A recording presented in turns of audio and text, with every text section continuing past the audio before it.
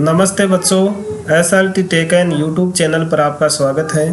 बच्चों, आज के इस वीडियो में हम प्रश्नावली 13.2 के 4 से 7 तक के सवालों को हल करेंगे। इससे पिछले वीडियो में हमने प्रश्न 1 से 3 तक को हल किया था। यदि आपने वो वीडियो नहीं देखा है तो आई बटन और डिस्क्रिप्शन में उसका लिंक दे दिया गया है, वहाँ से आप उस वीडियो को देख सकते हैं। तो बच्चों, इस वीडियो में आप अंत तक बने रहें और इसे अपने अन्य साथियों को भी शेयर करें। और यदि आप चैनल पर पहली बार आए तो चैनल को सब्सक्राइब करें, नोटिफिकेशन बेल के ऑल बटन को जरूर प्रेस कर लें ताकि चैनल पर अपलोड होने वाले वीडियो की सूचना आपको मिलती रहे। तो चलिए शुरू करते हैं आज की क्लास। देखिए, प्रश्नावली 13.2 का चौथा सवाल, जिसमें दिया गया है यदि किसी डिब्बे की मिठाई को 24 बच्चों में बांटा जाए तो प्रत्येक बच्चे को 5 मिठाइयाँ मिलती हैं। तो देखिए, इस पंक्ति को पढ़ने से हमें यह बात समझ में आई कि यहाँ 2 कॉलम बनेंगे। एक कॉलम में हमें बच्चों की संख्या लेनी है और एक में मिठाइयों की संख्या लेनी है। तो यहाँ दिए गए हैं 24 बच्चे। अगर बच्चों की संख्या 24 हो तो उन्हें प्रत्येक बच्चे को 5 मिठाइयाँ मिलेंगी। अब यदि बच्चों की संख्या में 4 की कमी कर दी जाए तो प्रत्येक बच्चे को कितनी मिठाइयाँ मिलेंगी। तो बच्चों की संख्या में कमी की जाती है कितने की? 4 की। तो पहले बच्चे 24 थे, उसमें से हम 4 कम कर देंगे तो बच्चे बचेंगे हमारे पास में 20। तो अब हमें उन बच्चों को, प्रत्येक बच्चे को कितनी मिठाई मिलेगी वो हमें ज्ञात करना है। तो उसको हम अक्स मान लेते हैं। तो यहाँ देखिए, सीधी सी बात है कि जब बच्चे कम होंगे तो मिठाइयाँ ज़्यादा मिलेंगी और जब बच्चे ज़्यादा होंगे तो मिठाइयाँ कम मिलेंगी।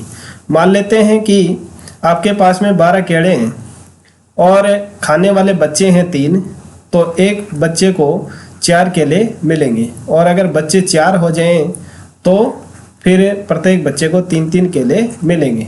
यानी बच्चों की संख्या जैसे ही बढ़ी, केलों की संख्या कम हो गई और बच्चे कम थे तो केले ज़्यादा थे। तो अब यहाँ देखिए, 24 बच्चों को 5 मिठाइयाँ मिल रही हैं, तो बच्चे 20 हो गए। तो यहाँ जो मिठाइयाँ मिलेंगी वो 5 से ज़्यादा मिलेंगी प्रत्येक बच्चे को। तो ये हो गया व्युत्क्रमानुपात। यानी एक चीज़ है वो कम हो रही है, एक राशि कम हो रही है तो दूसरी राशि बढ़ेगी। तो ये हो गया व्युत्क्रमानुपात।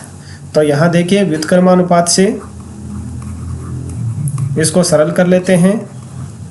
व्युत्क्रमानुपात से यहाँ जैसे जैसे ये निशान दिए गए हैं उसी हिसाब से आपको लिखना है। सबसे पहले लिखेंगे 24, फिर अनुपात 20 और फिर समानुपात यहाँ से लिखना है। फिर अब अक्स अनुपात 5। अब बीच बीच वाले पदों को गुणा करेंगे और बाहर बाहर वाले पदों को गुणा करेंगे। यानी आप चाहो तो लिख सकते हैं मध्य पदों का गुणनफल बराबर है बाह्य पदों का गुणनफल। यहाँ देखिए, मध्य पद हैं 20 और अक्स, इनका आपस में गुणा कर देंगे। 20 गुणा अक्स बराबर बाह्य पद हैं 24 × 5। तो हाँ, यहाँ अक्स ज्ञात कर लेंगे हम। तो 24 गुणा 5 और बटा 20। अब देखिए, 20 और 24 है, उसको हम 4 से डिवाइड कर देंगे तो आ जाएगा यहाँ 5 चौके 20 और 6 चौके 24। अब 5 से 5 कैंसिल हो जाएगा और अक्स की वैल्यू हमारे पास में आई 6। तो अतः है ये अक्स हमने क्या माना था? मिठाइयाँ मानी थी।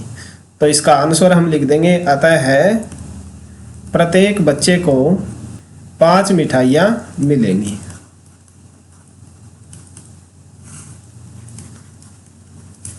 कब मिलेंगी? जब बच्चों की संख्या में 4 की कमी आ जाए।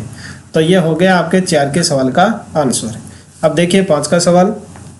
5वां सवाल दिया गया है, एक किसान की पशुशाला में 20 पशुओं के लिए 6 दिन का पर्याप्त भोजन है। तो यहाँ देखिए 2 कॉलम बनेंगे, एक में पशुओं की संख्या और दूसरे में दिनों की भोजन सामग्री।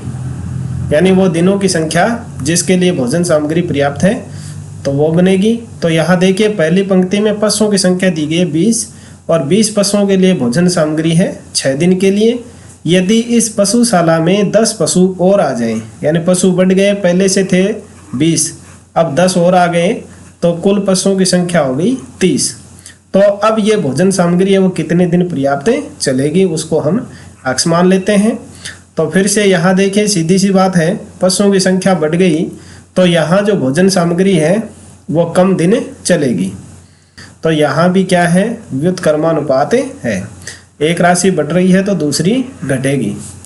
तो देखिए व्युत्क्रमानुपात से या प्रतिलोम अनुपात से सबसे पहले हम इनको लिखेंगे 20:30, फिर समानुपात अक्स अनुपात 6।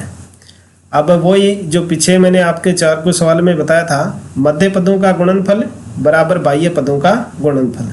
तो इसमें मध्य पद दिए हुए हैं 30 गुणा अक्स, इनका गुणा करेंगे बराबर में 20 गुणा 6। तो अब अक्स की वैल्यू हम ज्ञात कर लेंगे, अक्स बराबर है 20 गुणा 6/30। यहाँ 1 0 से 1 0 कैंसिल कर देंगे, 3 का भाग इसमें लगा देंगे तो आ जाएगा 2। तो 2 गुणा 2 बराबर आ जाएगा 4 दिन। यानी जब पशुओं की संख्या 30 हो जाए, यानी 10 पशु और आ जाए, तो वह भोजन सामग्री अब 6 के बजाय 4 दिन ही चलेगी। तो इसका आंसर हम लिख देंगे, अतः है अब भोजन 4 दिन तक ही पर्याप्त रहेगा।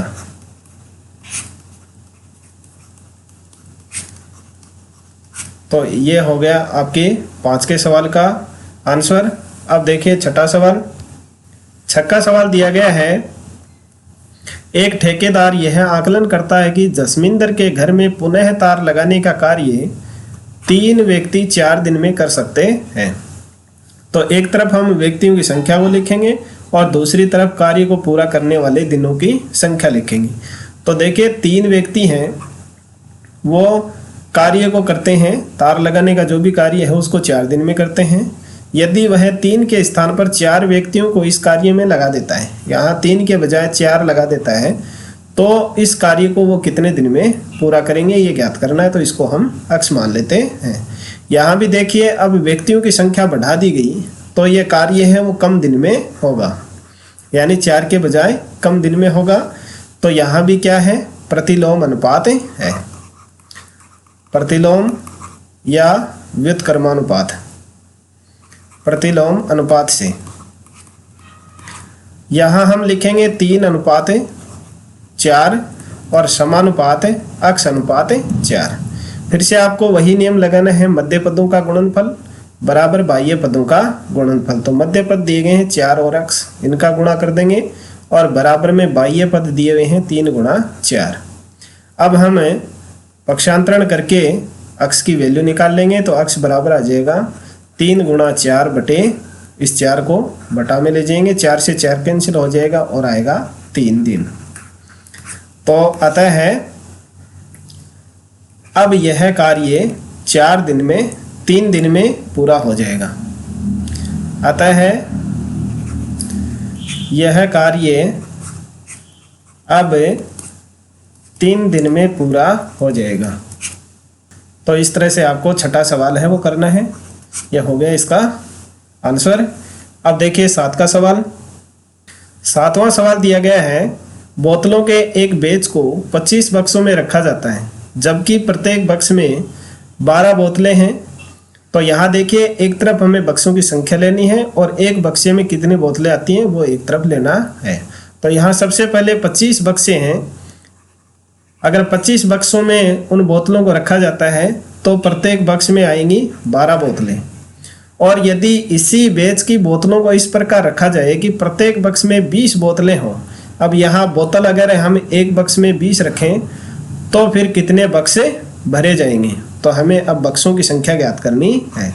तो इन बक्सों की संख्या को हम अक्स मान लेते हैं। तो सीधी सी बात है, यहाँ जब एक बक्से में बोतलों की संख्या बढ़ा दी तो बक्सों की संख्या कम आएगी, यानी वो 25 से कम बक्सों में ही सारी बोतलें आ जाएंगी। तो यहाँ भी क्या हो गया, व्युत्क्रमानुपात है। जब बोतल बढ़ा दी तो बक्सों की संख्या कम होगी, तो व्युत्क्रमानुपात से यहाँ लिखेंगे हम 25:x समानुपात 20:12। सूत्र लगाएंगे हम, मध्य पदों का गुणनफल बराबर बाह्य पदों का गुणनफल। तो मध्य पद दिए गए हैं अक्ष गुणा 20 और बराबर में कर देंगे 25 गुणा 12। तो अक्ष बराबर है, इसका पक्षांतरण हम कर देंगे तो आएगा 25 गुणा 12 और बटा 20। अब 20 और 25 है वो 5 से कैंसिल हो रहे हैं, तो 5 से इनको काट देंगे, 5 चौके 20 और 5 पंजे 25। फिर 4 से इस 12 को काट देंगे, 4 एकम 4 और 4 तिये 12। अब 5 और 3 को गुणा करके लिख देंगे, तो 3 पंजे 15। तो ये आ जाएंगे 15 बक्से। यानी ये अगर एक बक्से में 20 बोतलें रखी जाती हैं तो वो 20 बक्सों में ही पूरी बोतलें आ जाएंगी। तो इसका आंसर लिख देंगे, आता है अब 15 बक्से भरे जाएंगे। यह हो गया आपके 7 का सवाल का आंसर। तो बच्चों आज के वीडियो में बस इतना ही। शेष सवालों को हम अगले पार्ट में हल करेंगे। यह वीडियो यदि आपको पसंद आया तो इसे लाइक करें, अपने अन्य साथियों को शेयर करें, चैनल को सब्सक्राइब करना ना भूलें। मिलते हैं नेक्स्ट पार्ट में। तब तक SLT tech and YouTube channel पर इसी तरह से बने रहें, देखते रहें और सीखते रहें। इस वीडियो को देखने के लिए आप सभी का धन्यवाद।